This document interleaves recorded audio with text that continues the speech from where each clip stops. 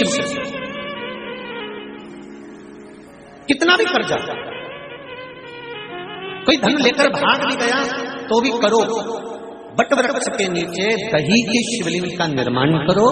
और दही के शिवलिंग का निर्माण कर कर उसका पूजन करो, उसकी आराधना करो और बाद में उस शिवलिंग की पूजन आराधना कर कर उससे विनती कर कर उस पर काली तिल समर्पित कर कर जिस व्यक्ति से पैसे वापस बुलवाना है या कर्जा चुकाना है, काली तिल शिव को समर्पित कर कर उस दही के शिवलिंग पर फिर पूजन करने के बाद उस शिवलिंग को विसर्जन करो। बाबा से 5 सोमवार तो करो, छठे सोमवार से पैसा तो बाबा ला कर देना चालू कर देगा। वो कहीं पर भी गया,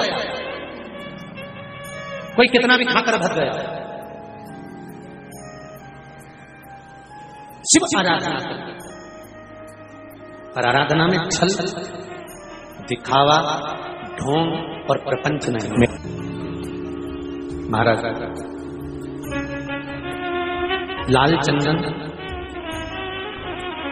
के अंदर देसी कपूर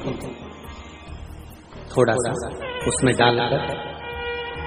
कुछ मात्रा इत्र की उसमें डालकर, बेलपत्री के वृक्ष के नीचे जड़ पर त्रिपुंड लगा देने पर, उसी चंदन की कटोरी को लेकर आकर शंकर भगवान पर त्रिपुंड लगा देने पर, अगर यदि आप लोगों ने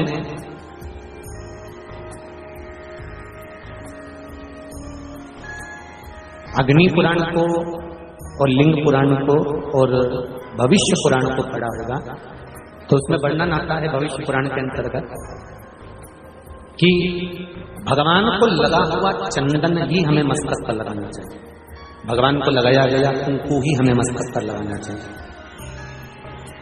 अलग से डब्बी में से कुंकू लेकर नहीं, पहले भगवान को जो समर्पित हो गया हो, भगवान को जो कुंकू चढ़ गया हो, सिंदूर चढ़ गया हो, चंदन चढ़ गया हो, उसको लेकर ही हमें अपने मस्तक पर लगाना चाहिए,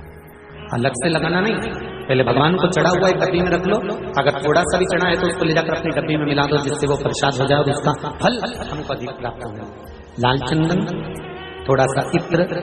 कपूर देसी मिला हुआ, बेलपत्री की जड़ में त्रिपुंड, उसी चंदन को लाकर शंकर भगवान को त्रिपुंड, और शंकर भगवान को त्रिपुंड लगाने के बाद अशुभ सुंदरी का जो स्थान होता है, ये शिवलिंग है, सामने अशुभ सुंदरी है, इधर कार्तिकेय, इधर गणेश, कार्तिकेय से लेकर गणेश जी महाराज तक त्रिपुंड उसी चंदन को, जो चंदन कटोरी हुई, पहला चंदन का त्रिपुंड बेलपत्री का वृक्ष, दूसरा शिवलिंग, तीसरा त्रिपुंड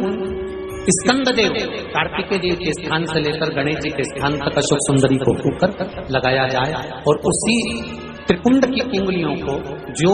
लीवर किडनी जिसकी डैमेज हो रही हो, डायलिसिस चल रहा हो, तकलीफें चल रही हो, भोजन नहीं पच रहा हो, उदर में पेट से जुड़ा हुआ जो तकलीफ हो, उस व्यक्ति को मस्तिष्क पर, वक्षस्थल पर और उदर के दोनों भाग पर और नाभि को उससे थोड़ी ऊपर पर त्रिपुंड का भाग लगाना चालू कर देना चाहिए। धीरे धीरे 20 से 22 दिन लगेंगे और आपको बाबा चाहेगा तो आराम लगना प्रारंभ होगा। ये शिव एक